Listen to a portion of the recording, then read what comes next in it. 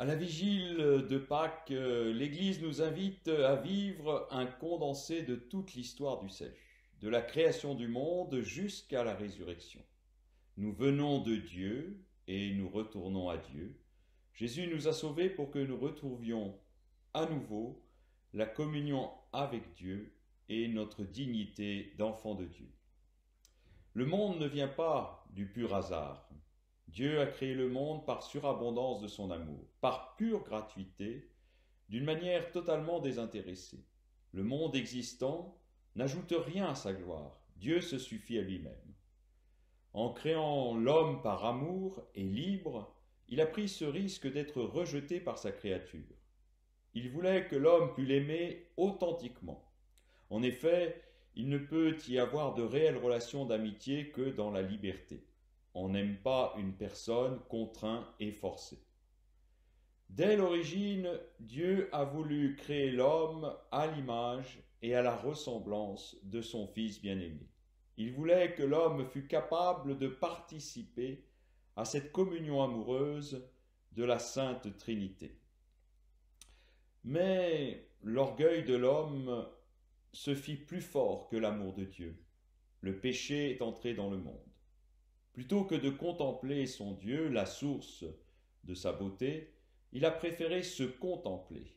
Plutôt que d'obéir à Dieu comme pour manifester sa totale dépendance et sa reconnaissance, l'homme a préféré en faire à sa guise, se croyant capable d'égaler Dieu par ses propres capacités. Par cette transgression, l'homme a perdu l'harmonie dans laquelle il se trouvait. Harmonie d'abord avec Dieu, ensuite avec lui-même, enfin avec le monde. Il a perdu aussi l'immortalité.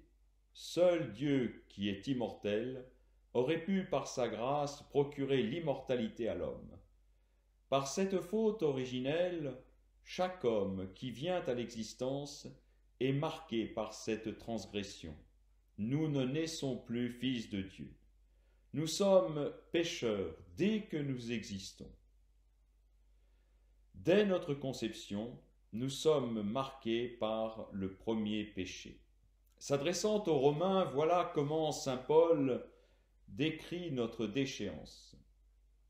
Dieu a livré les hommes à leur esprit sans jugement, pour faire ce qui ne convient pas, remplis de toute injustice, de perversité, de cupidité, de malice, ne respirant qu'envie, meurtre, dispute, fourberie, malignité, diffamateur, détracteur, ennemi de Dieu, insulteur, orgueilleux fanfaron, ingénieux au mal, rebelles à leurs parents, insensés, déloyaux, sans cœur, sans pitié.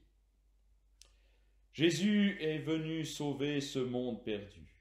Jésus est Dieu fait homme, il est venu chercher les hommes pécheurs.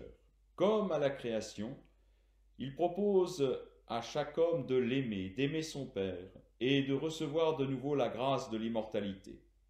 Il est vrai que nous étions en rien coupables de la faute du premier homme. C'est aussi pourquoi le Seigneur nous a donné une seconde chance en nous envoyant son Fils unique. Jésus a tout réconcilié par sa mort et sa résurrection. Pendant ces derniers jours, nous avons vécu les heures au cours desquelles triomphait la puissance des ténèbres. Par un dessein mystérieux de Dieu, le ciel avait laissé en quelque sorte toute liberté aux princes de ce monde et à ses suppôts, d'user de leur puissance pour s'acharner sur celui qui était venu ici-bas enlever le péché du monde. Et aujourd'hui, nous assistons au triomphe de la vie. Par un dessein mystérieux et incompréhensible, Dieu a voulu cette souffrance et cette mort pour nous montrer l'œuvre du péché. Il l'a voulu surtout pour assurer d'une façon éclatante le triomphe de la vie, celui auquel nous assistons aujourd'hui. Le Seigneur, dès ici-bas, dès aujourd'hui, le Seigneur peut nous faire renaître. Il peut nous rendre participants de sa vie divine et de sa résurrection. Comment, me direz-vous? Le baptême nous plonge dans la mort du Seigneur et nous ressuscite à une vie nouvelle. De pécheurs que nous étions, nous sommes devenus de nouveau des enfants de Dieu. Par le baptême, nous mourons avec le Christ pour ressusciter avec lui. Le Christ reproduit en nous-mêmes ce qu'il a lui-même vécu. Il meurt en nous pour ressusciter avec nous. La tâche originelle disparaît et le sceau du Christ y est imprimé d'une manière indélébile. Nous ressemblons enfin au Fils de Dieu. Sommes-nous réellement conscients que nous ne nous appartenons plus à nous-mêmes, mais à Dieu à cause de notre baptême? Souvent, nous continuons à vivre comme si le Christ n'était pas venu, qu'il n'était pas mort et ressuscité, comme si nous n'avions pas reçu cette semence de l'immortalité dans notre âme. Il n'est pas trop tard pour changer.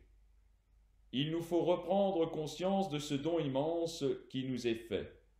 Jésus est la fontaine intarissable de sainteté. Il ressuscite en nous chaque fois que nous le prions. Si pour l'instant nous ne voyons pas toujours l'efficacité de sa résurrection dans nos corps, nous pouvons la voir dans notre âme.